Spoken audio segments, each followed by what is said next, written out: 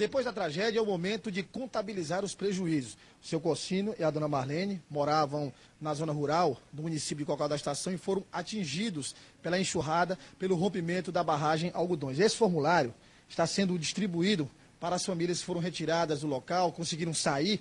Elas estão descrevendo os prejuízos, colocando todos os detalhes do que perderam, para que o governo do município, o governo estadual possam ter uma noção do desastre causado pelo rompimento da barragem. Seu Cocino, a sua situação foi dramática. O senhor estava em casa com a dona Marlene e a filha de 3 anos de idade, uma criancinha, quando a barragem rompeu.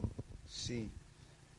Estávamos em casa e recebemos a notícia que tinha que correr imediatamente.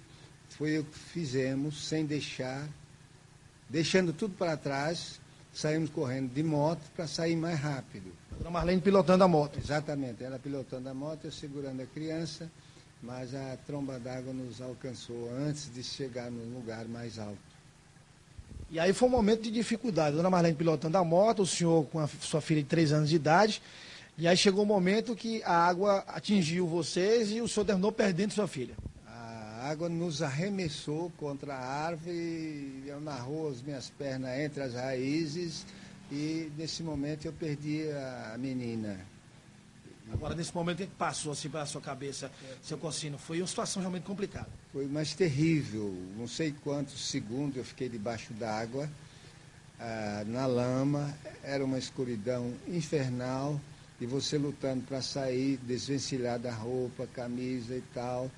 E a água levou tudo.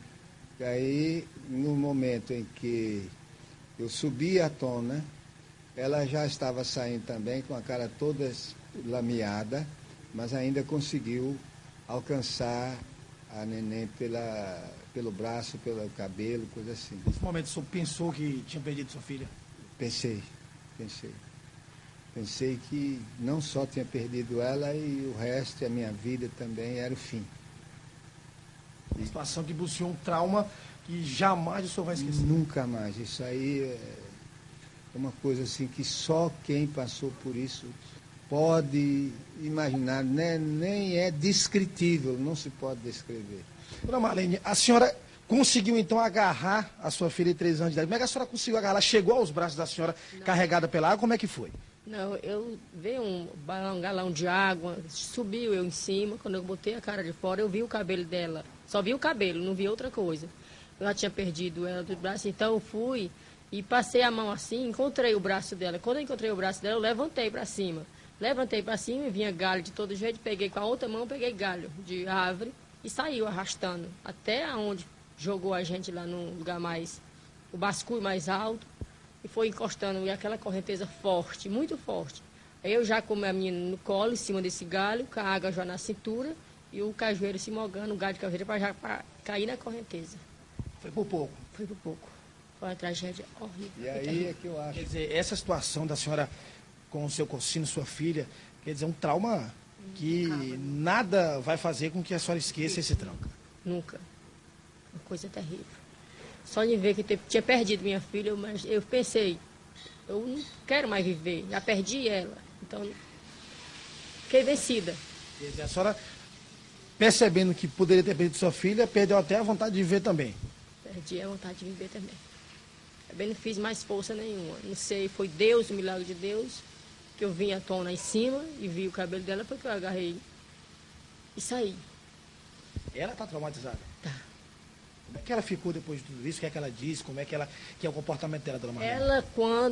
Quando a gente levantou, quando ela conseguia ver que ela via só a água, não via o pai dela, ela gritava: eu quero meu pai, meu pai está morrendo, eu não estou vendo meu pai.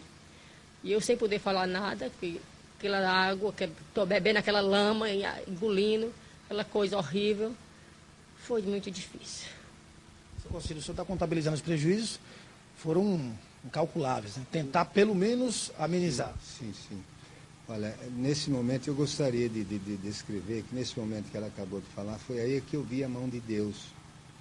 Porque aquele turbilhão era de uma força irresistível. A água conduzia ela numa direção ou noutra. De repente teve uma árvore que ao invés de ser arrancada pela raiz, ela revirou, quebrou o tronco e virou o tronco para cima. E eu agarrei naquele tronco e fomos descendo, até que aquela árvore, como ela foi mais lenta que as outras, foi juntando em volta dela um monte de outras menores, cisco e outras coisas. Ela começou a fazer uma espécie de barreira para não derrubar a outra que ela já tinha ido parar no topo, nos galhos finos de um cajueiro que estava prestes a cair. E ela com a neném, ali na ponta daquele cajueiro, quer dizer, estava boiando, segurando na ponta do cajueiro, e o cajueiro sendo ameaçado de arrancar. Mas aquele que eu vinha formou uma barreira. Imediatamente formou duas correntezas fortes, uma do lado, outra da outra, e a gente ficou no meio, ora balançava, ora foi nesse momento eu me acalmei, procurei acalmar ela e me entreguei nas mãos de Deus, dizendo, olha, se eu tiver alguma coisa mais que fazer aqui, me segure.